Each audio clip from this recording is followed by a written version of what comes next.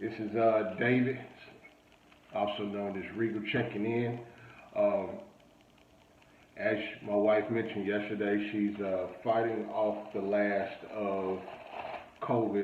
Coronavirus! Still feeling some effects to some degree, so we are quarantining her, but I went ahead and filled in today so that we can continue to be faithful to our providing content to you guys. For those who are coming in for the first time, please, if you wouldn't mind, real quick, just clicking that subscribe button below, hitting that bell so that you can keep up with all the videos that Jewel is doing on this channel.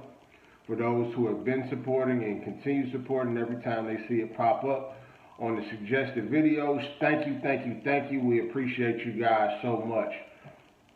So, for those of you who didn't see me the last time around, I've recently decided to go vegan. So I don't eat any dairy, I don't eat any meat, and I'm strictly plant-based. So that's my walk right now.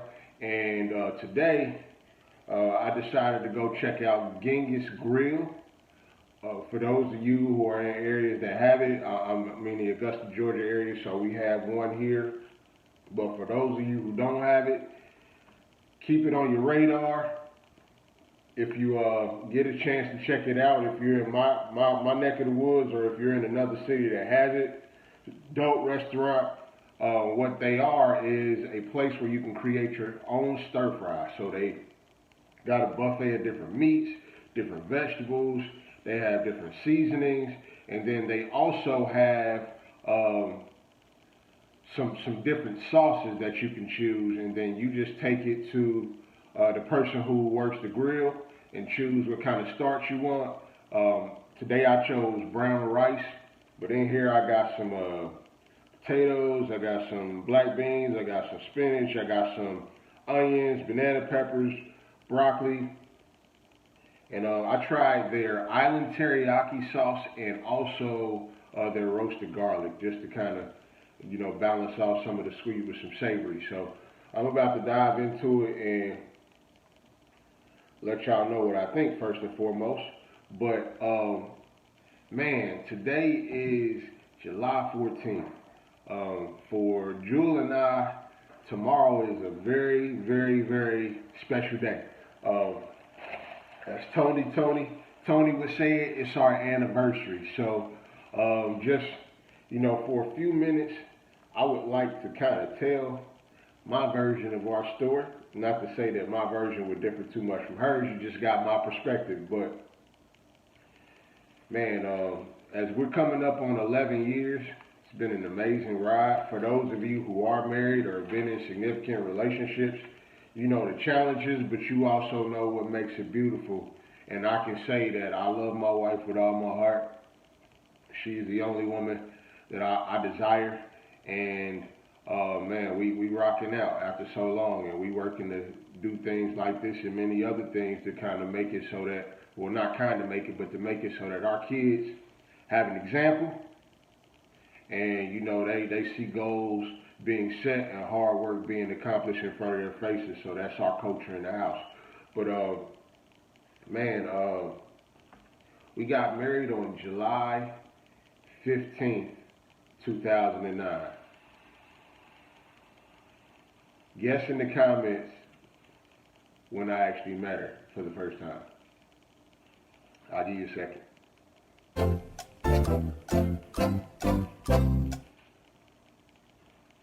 This is banging, by the way. So, the very first time I saw her, I would say would have been in about, February of 2009. So, how I ran into her was, I was at that time traveling, going to different churches. I'm a minister, I rap, I write songs, but just so you know, while I was there, one of my closest friends was actually preaching at her parents' church. And at the time, he would go places preach. After he preached, he would do some music, and I was fairly new. I hadn't honestly even been saved or given my life to Christ a whole year, before I just started, making some moves with him. And um, he would allow me to do a song with him, and one of my own songs to kind of get pastors and just that group and community familiar with me because he liked what I was doing, and we had become close. So um, this morning in particular, we get to her church, and knowing I got a minister, I'm kind of focused, what I mean, praying and doing what I do. But she's leading worship, and the girl got pipes. So I'm like, man, she sound real good. So that was all the thought I gave to that. But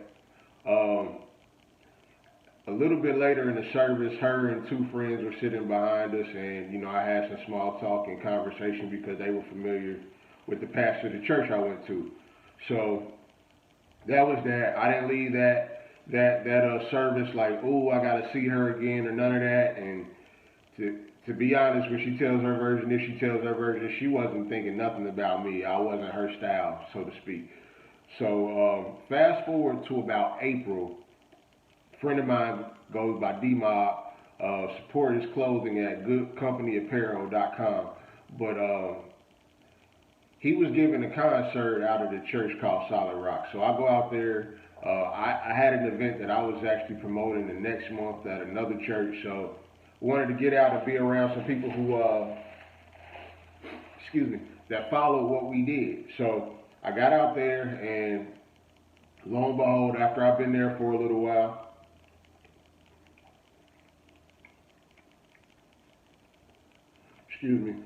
I see her best friend, and her son. So seeing that I just saw them a few months ago, I'm like, hey, how y'all doing? Just laugh with them for a second, and then I tell them that like I have an event coming up, and I wanted to invite them. So I get some email addresses, and funny enough, time goes by, and I don't even send the email out. I was tripping, like even whether I was feeling her or not as a promoter, I was lacking. But then, man, I would say some weeks later, you know what I mean, in the later part of that month, my homeboy Lindsay hit me up, and he's doing this throwback to the 80s concert at his church. So I slide in there kind of late, and it's packed. I'm in the back of the church, standing room only. I'm like up against the door, like nowhere to sit. So, man, I just look right, just randomly, and it was just like some, oh, nah, but like I look right, I see her friend, and her son again, and like, no over spiritualization intended, but this is just where I was at that particular moment. Like I was newly saved, I had a whole bunch of zeal, whole bunch of passion, and I was just like, and not to say that I haven't grown and I'm not still there, because if you know me, you know me.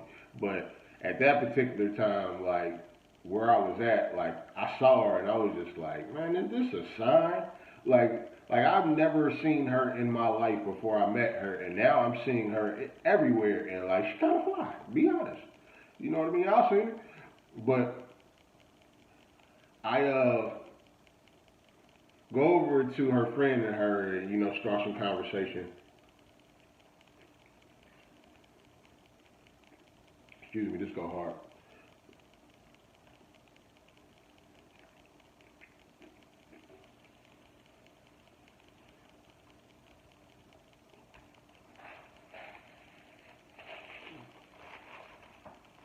And start some conversation. I'm glad to see you. Good to see you around again. Like, noticing that I keep running into her, but not bringing that up. And then, funny enough, I had a whole bunch of CDs with me because I had just released a mixtape. So they getting ready to leave. I run to the car. I bring them a CD or both the CDs right as they leave in the parking lot. So,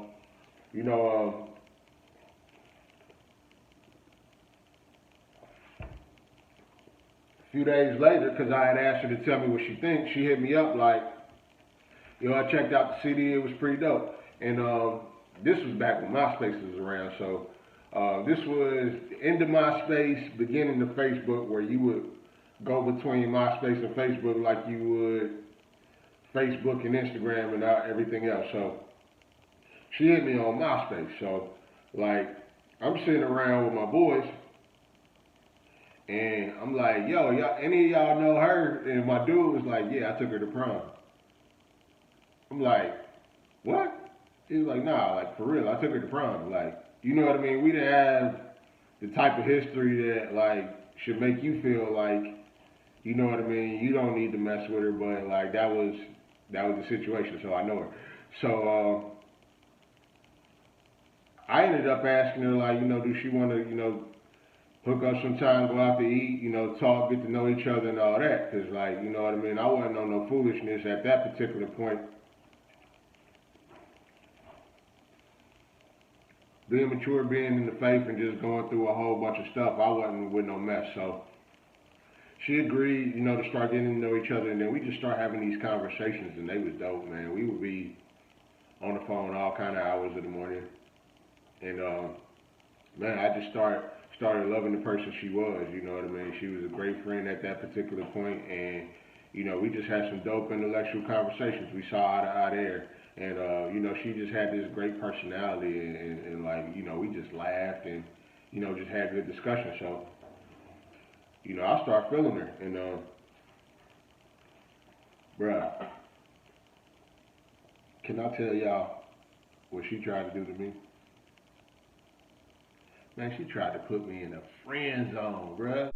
What? Bruh, like the box, like the golden box with the wrapper in the bowl, like friend for life. And I'm like, no. So we have a little moment with that. You know what I mean? The background on her situation, she had a pretty intense relationship experience, and you know what I mean. She was just trying to heal, but like where I was, it was like got some homegirls as friends. Ain't necessarily looking to add another one.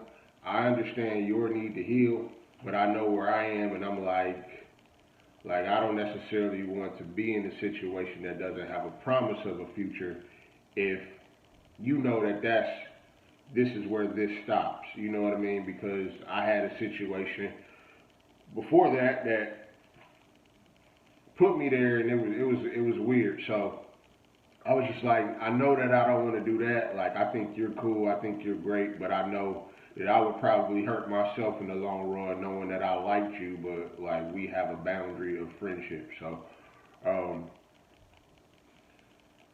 next thing, you know, she decided that, like, she didn't want to just close things at that. She wanted to leave the option open. So we continued to talk. And, you know, we grew closer and you know what I mean? It just became very fiery. Like we really cared deeply for each other, and you know, just through all the experience that we had with each other in that amount of time, you know, we decided that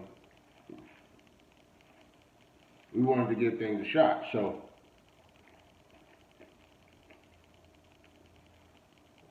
hearing all this, I wonder if y'all could in the comments tell me how long y'all think that this process that I was describing lasted. I would. So, like I said, I met her in February of '09. We saw each other again in April of '09. Exchanged information in later April of '09. And then by my birthday in May, you know, we had our first date situation. And then things just kind of like accelerated. It was like we hit fast forward. Now, for those who knew us, I wasn't even the type to bring home girls to my mom to meet them. I wasn't playing like that. So like I wasn't no hopeless romantic. I was quite the opposite. Like you know what I mean. I didn't necessarily commit often, and even before I said I was an idiot. So you know this wasn't one of those situations that was my cup of tea or hers, but after things just began to go a certain way, you know, we both just felt like in our hearts, like we knew, you know what I mean? We were both praying, but we just felt like in our hearts we knew. You had me at hello. And, you know, we just came to each other and had a conversation. It was like this works. Let's do it for life. You know what I mean? And by July 15th of '09, we were married. What? So, again, our timeline of, you know, all the things that led up and form a relationship to marriage was like none that we had seen. Well, maybe one that we've seen before that, but at this particular point in my life, I'm not considering it unrealistic if people get to this type of place. But the one thing that I would do as a minister and you know, someone who's actually married people is do some counseling and really address the mindset going into a move like that, because 95 to 97% of these situations that people would move like that, I probably wouldn't endorse outside of myself. But 11 years later, tomorrow, we still getting it. You know what I mean? So like I've known her 11 and a half years and have been married to her 11. And one of the best decisions I made, definitely. Like I said, I love her to life. She is amazing for me. She was definitely God's pick for me, and a better pick than I could have made for myself, because there are so many intangibles that He knew I needed, and she definitely helps me in so many ways that I would need about 3 or 4 videos to really highlight and pinpoint. But man, that was our start. Maybe another time we'll talk about mid and even, you know, points that lead up to this time, just to encourage some couples. But man, tomorrow is our anniversary. I'm plotting. I ain't gonna tell y'all because she gonna see. But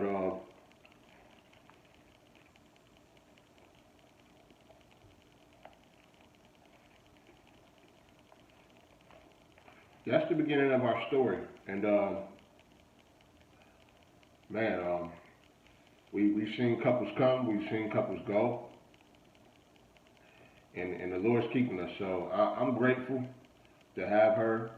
I'm grateful for the children that we've had, the children we've raised, and I'm grateful to be building something that not only our children could benefit from, but their children and their children, and just really, you know what I mean, doing the legacy thing. Because,